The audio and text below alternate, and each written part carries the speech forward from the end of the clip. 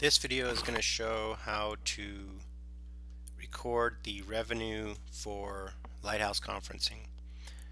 Every month we're going to get a spreadsheet that looks like this. This is their invoicing, and the accrual invoice date is always going to be the last day of the month we need to enter the sales information for.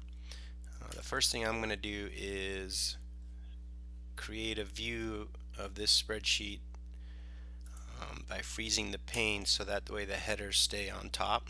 And what we're going to do is we're going to scroll to the bottom and we're going to add some accounts to these columns. Now this column G is going to be the column for the sales. The tax amount is a combination of these two fees, which we actually record in their own separate account, and the sum of the yellow and the two orange columns are going to be your grand total. So we don't need to sum the tax amount and the grand total amount. The only thing we need to sum is the amount column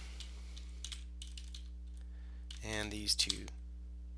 Okay, so once we have these figures here, we can go into QuickBooks and make the entry.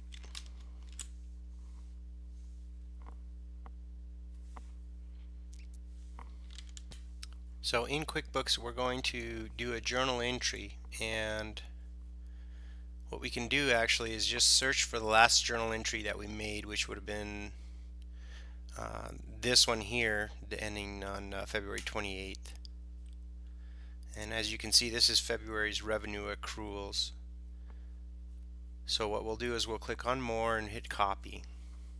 I want to make sure that this says this is a copy, and then we're going to date this the 31st of March, and we're going to plug in these numbers from the table. So the sum of the amount 92 915 33,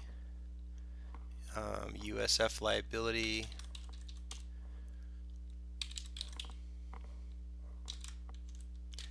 and then accounts receivable would just be the amount needed to balance the journal entry. Okay, and it goes to general customer.